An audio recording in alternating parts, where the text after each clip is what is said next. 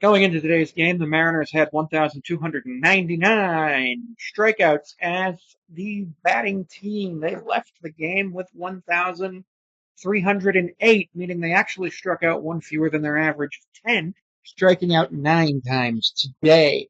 Luke Raley was the first strikeout, striking out twice, including once to lead off the game. Julio struck out twice. Cal struck out once. Randy struck out to end the game, who went 1 for 3 with a walk and a strikeout. He didn't have a bad game. He also got hit by a pitch. He got hit by a pitch by 30, and he actually stared him down, went to first base. Benches cleared, but there wasn't any fighting. It was a whole thing. Mariners had 9 hits, 2 walks, 1 hit by pitch. That's 13 base runners, 4 runs. Dodgers had 10 hits, and the Mariners gave them 2 walks, so 12 base runners, and a couple of reached on errors. How many errors did the Mariners commit today? 5? No, only 2. I thought it was more. Yeah, Randy Arozarena struck out looking to end the game. Really cool thing. Mitch Haniger got pinch hit for, not Jeff Rojas, for Luke Raley in the top of the ninth and hit a home run to make it 8-4. Which means we only lost by 4 instead of 5. So there's that, but nobody looked good. Even Logan didn't look great. Logan went 4 2/3, gave up 7 hits, walked 2, 8 runs, 6 earned. So yeah, he got hit for all of the runs, even though Thornton should have been hit for him because he was the one who came in, first pitch fastball, scores 2 runs. Chargois looked pretty good, and Troy Taylor is that guy. We actually struck out the Dodgers 10 times, 7 by Logan, 1 by Thornton, 1 by Chargois, 1 by Taylor. Taylor is going to be, I think he has the tools to develop into the Mariners closer in a year or two. Definitely somebody who's here and he's going to learn to work in low leverage situations first. And as things go, he's going to work into higher leverage stuff, depending on what happens with Munoz and other development. He's young too, so he is definitely somebody who the Mariners need to go. Logan Gilbert had 3 wild pitches. Thornton had one. Logan had 61% of his pitches for strikes on 100 pitches, so not bad. Uh, Time of the game was 2 hours, 47 minutes. 45,000 people were in attendance. Garver and Robles were on the bench, but I don't think Robles is actually available today. Excuse me, as he's been dealing with injuries to now both hip flexors, which is unfortunate. Uh, he made a really nice catch yesterday that looked like it actually may have damaged his other hip flexor. So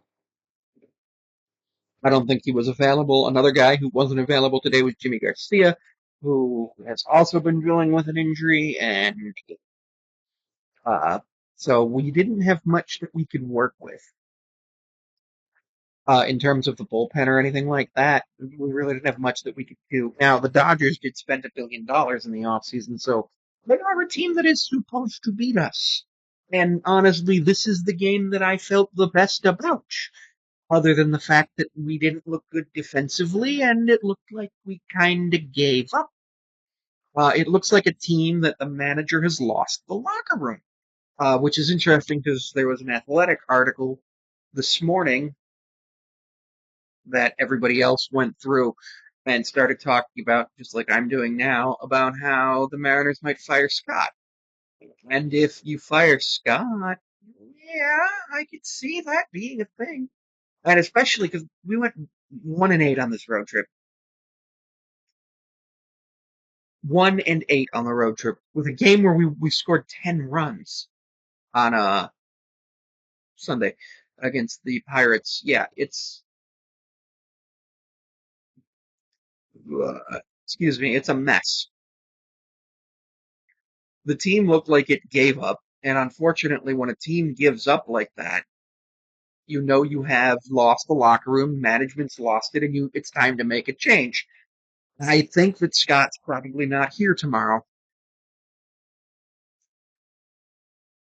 so yeah. The worry is that if you if you can, Scott, that the next manager is going to be worse. And other than Lou Piniella, only Scott Service has gotten this team into the playoffs. Problem is, this team went from 90 wins to 88 wins last year to 500 through 128 games. It's 64 and 64 right now, and probably going to go under 500 on Friday when we have San Francisco come to visit. 3 against San Francisco, 3 against Tampa Bay. We'll probably win against Tampa Bay, but there's no way we beat San Francisco for a series. So yeah,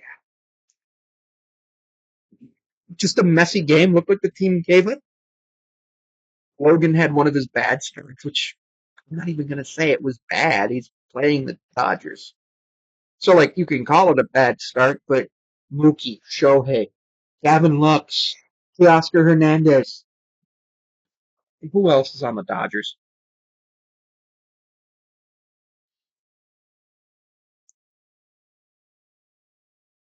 Muncy, Edmund, even Kiermaier had a hit and a run today. These are just guys. These are dudes.